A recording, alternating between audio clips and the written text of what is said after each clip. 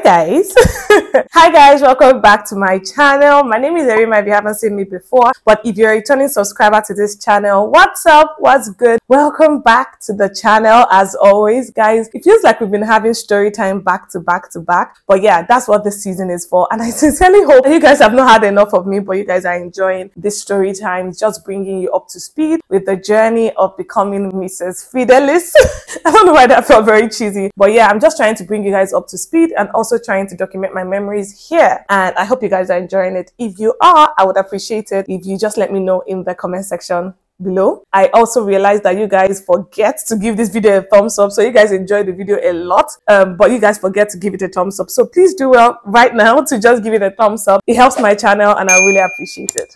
Thank you. So today I'm coming at you with my official proposal story. So if you recall, you would know that in my announcement video, I made mention that my proposal story was not anything you guys are used to.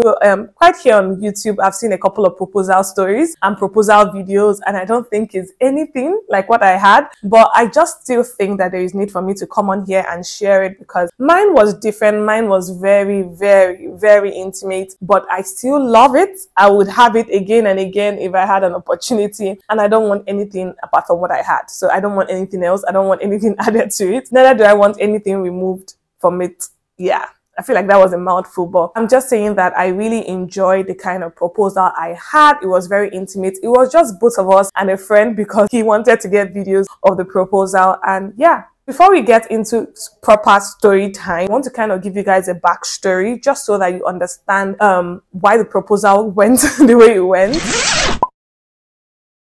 To be honest, I'm not someone that is really crazy about proposals. You guys know that I'm kind of socially awkward. So anything that will make me be the center of attraction, center of attention in a room of people, I would run away from it. I don't want that at all. And I feel like that's what played out, the reason why I didn't want a proposal. So when it was time for us to take our relationship to the next level, when we knew that it was time to take our relationship to the next level, we had prayed, we had gotten our convictions from God, and we knew that that was the step we're about to take. We just informed the people that meant, you know, a lot in our lives. We informed our pastor, we informed my parents, his parents, my family, his family. We already set a date for the introduction, you know, him officially meeting my parents and family and all that. So I informed them that people were coming, and he asked me, do you want a proposal? Because you have not really, you know, there has not been any official proposal. I said, okay, so what we are planning for, the introduction we are planning for, what's that about? We're literally neck deep into planning an introduction, and you're talking about a proposal. Like, for us to be here, we have proposed to each other without words and we have accepted. So why are we doing that? And that was, of course, partly because I sincerely did not want a proposal. I didn't want to feel like I was being put in an uncomfortable situation in front of people. So I said, no, let's not do that. Let's just go ahead with our introduction and, you know, do what we have to do. We don't need that. So at that point, we went on with our introduction. We got our rings together. Yes, because I'm very particular about the things I like. So we went to the store, to the ring store, and we got our rings ourselves. I fit the rings. I chose what I liked and we bought them.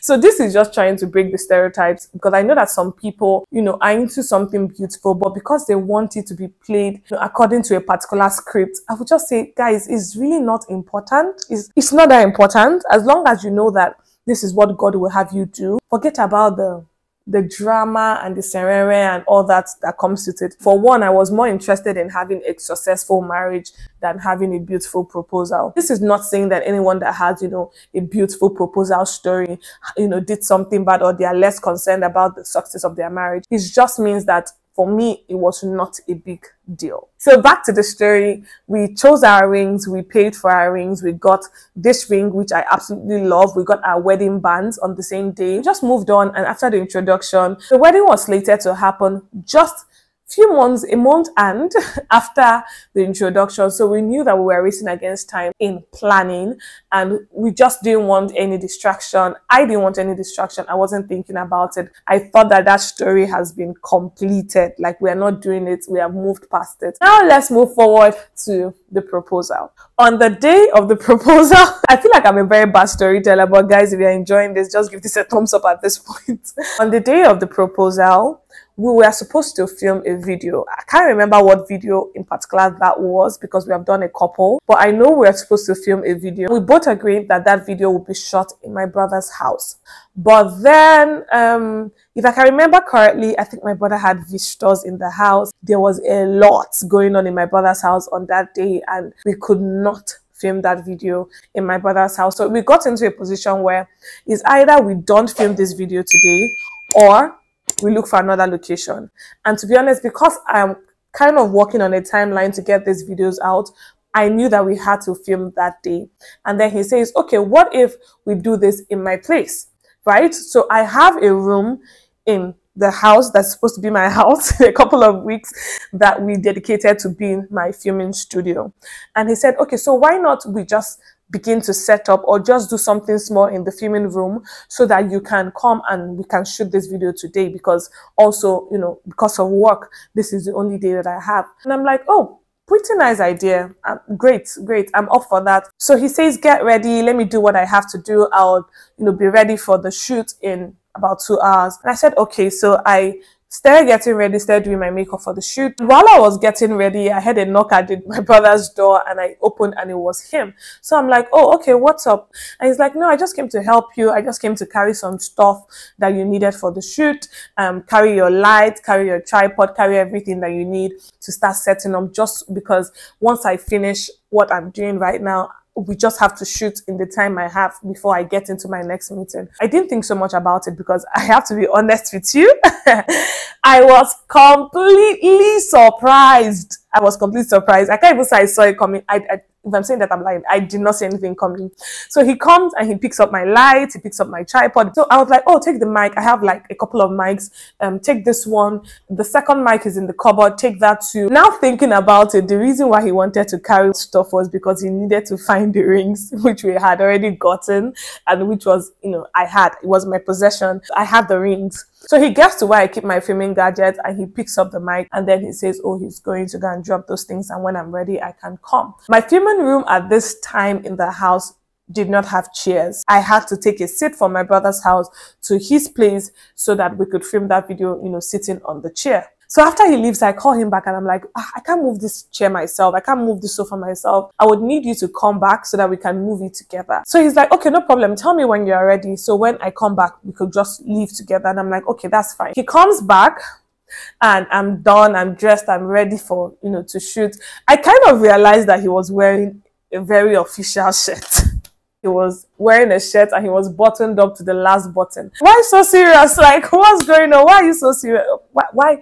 Like, what's this about? He comes back and he's asking me, so now we are picking up the sofa. Is there any other thing? Where's the ring? Where's the ring? Because I know you'll forget it, because the truth about it is, guys, I'm not very good with jewelry. So he opens the drawer, the same drawer that I have my filming gadgets in, and he tries to, you know, start looking for the ring. So I go there to help him out. I pick the ring, right? But I just realized that the second ring casing was not there. I'll give you guys gist concerning this. This is supposed to be here. Why is it not here? And at that point, he just said, oh no, I think I saw it before when I came to pick the mic. It should be somewhere around. I saw it. I didn't think so much about it. So he picked the ring, carried the sofa, you know, put it in the car, drove to his house. So I parked my car. I came into the compound. Guys, as I said, I did not suspect anything at all. He had just entered and then I just parked to enter. And I tried to open the front door and it was locked.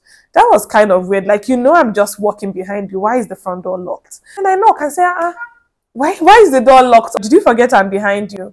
And next thing, you know, someone opens the door. And guys, this is what I saw immediately I opened the door. He was kneeling down and, you know, he had this candle thing going on. It was just a, you know, heart shaped on the floor. He had Will You Marry Me on the wall. Apparently he had cleared out his sitting room for this purpose. So he had Will You Marry Me on the wall.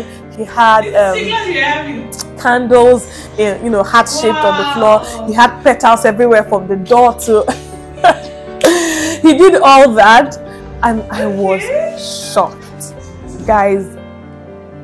I was shocked. I was so shocked, and that was when I actually realized that I kind of internalized a lot, because if you look at that video, it doesn't look Like I was as shocked as I was. But I was really, really shocked. And that's because you can hardly ever surprise me.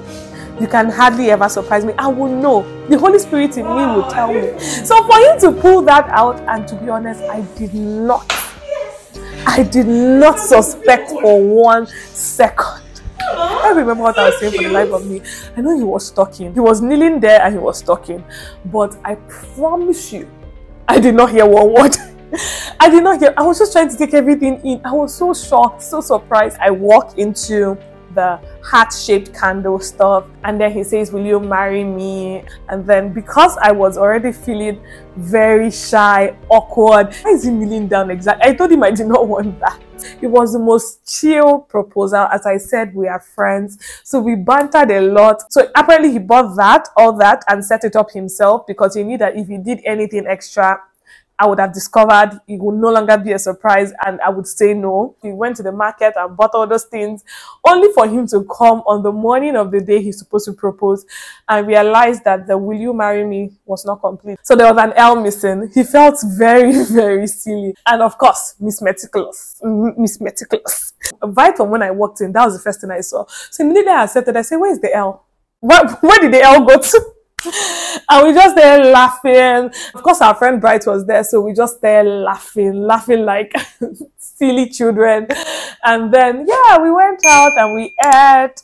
And that was how the day went, though. To be honest, we haven't even talked about the proposal since that day, because I didn't know why he bothered, to be honest. But looking back right now, I kind of like that he did.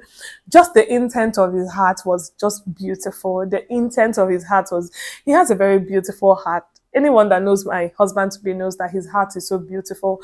The fact that even though I didn't want that, he thought that he really wanted to make this special for me and wanted me to have that memory. And I tell him that he stresses too much, because to please me is not difficult. It's not difficult at all, but he stresses a lot because he wants, it to be extra special. That's my proposal story, guys. It was not anything that you guys are used to here. It wasn't flamboyant. We didn't have a planner. We didn't have any of those. And to be honest, I'm very grateful we didn't. I cannot imagine the awkwardness that would have set in if I was in a room full of people. I just cannot imagine what it would have been like. So after that, we got food and we ate.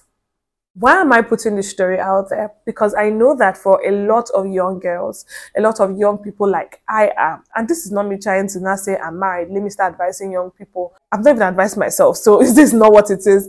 But for a lot of young people, we have a lot of ideas in our heads that make us fuss over things that are not really important.